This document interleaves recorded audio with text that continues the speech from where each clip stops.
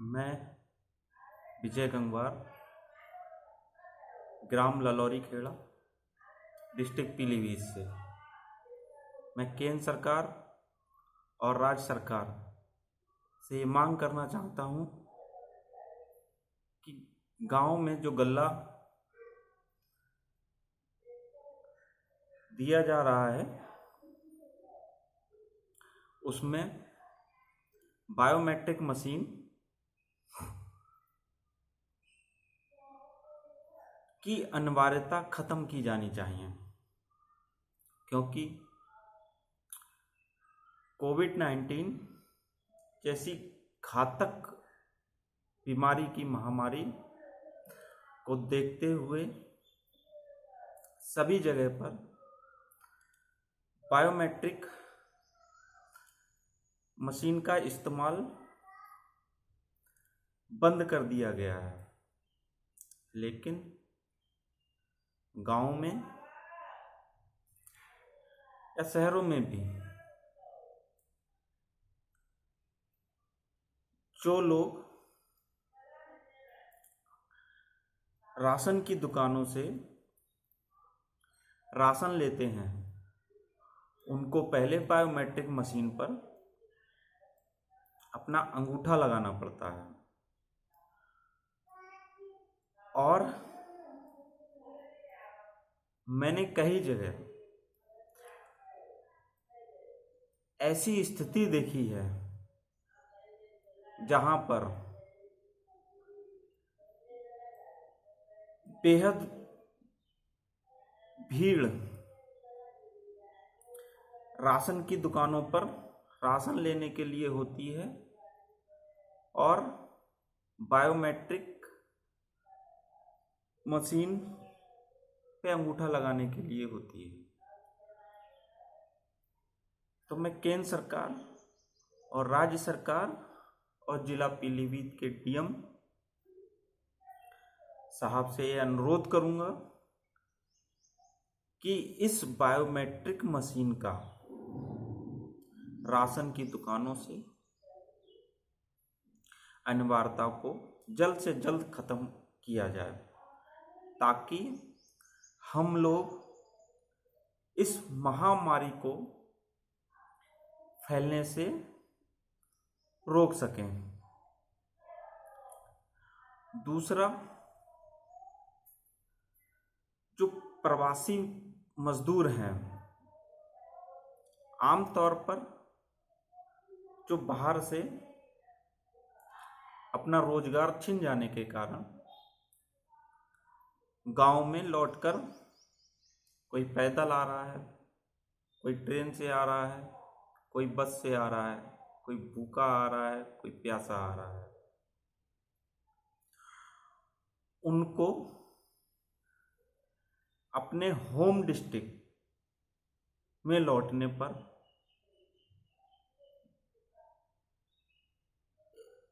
सही जो quarantine centre जहां पर खाने पीने रहने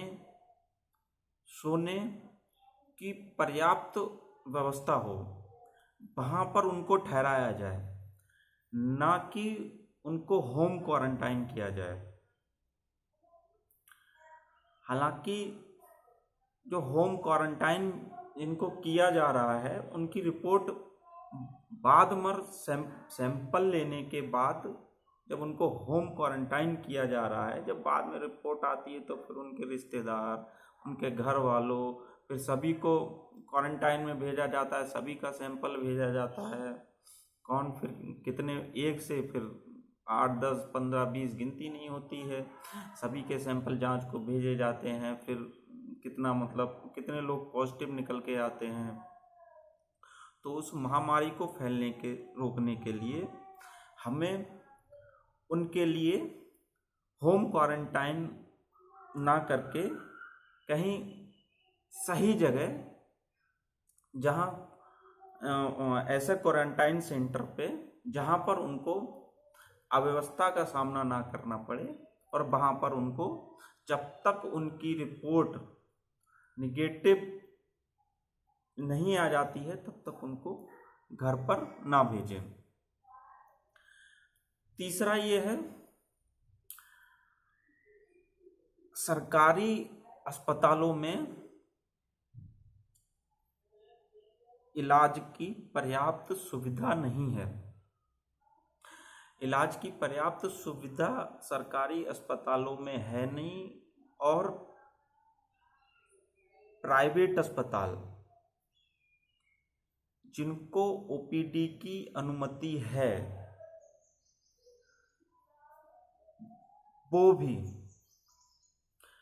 मरीजों को तो देख रहे हैं, लेकिन उनसे अपनी बेसिक फीस से डबल फीस लेकर, जिसका पर्चा 300 का बनता था अब वो 600 ले रहा है, जिसका पर्चा 400 का बनता था वो 800 ले रहा है, जिसका पर्चा 500 का बन रहा था उसका 1000 का पर्चा बन रहा है। तो मैं ये कहना चाहता हूँ केंद्र सरकार, राज्य सरकार और जिलाधिकारी महोदय से कि जल्द से जल्द सरकारी अस्पतालों में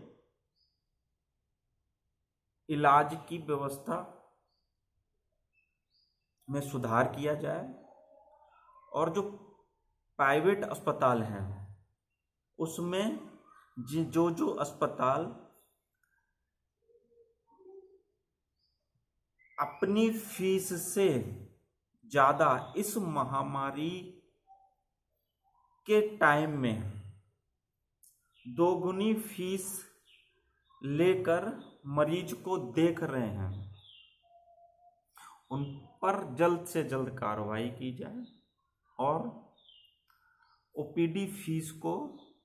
आधा किया जाए। आगे मेरा सवाल है, बैंकों में पैसे लेने के लिए भीड़ लग रही है। अगर कोई एटीएम से भी निकालने जा रहा है, जिनके पास एटीएम है और जो एटीएम से निकालने जा रहा है, तो एटीएम में भी अव्यवस्था फैली, सारे एटीएम में अव्यवस्था फैली हुई है, क्योंकि बहुत से एटीएम ऐसे हैं जहां पर ना कोई गार्ड है, ना प्रिकॉशन लेने के लिए कोई साधन है। मैं ये अनुरोध करना चाहता हूं, जो भी एटीएम मशीन है उनका डेली सैनिटाइज हो, और रुपए निकालने से पहले हाथों को साफ करने के लिए सैनिटाइजर की व्यवस्था हो, जिससे इस कोरोना जैसी बीमारी से बचा जाए।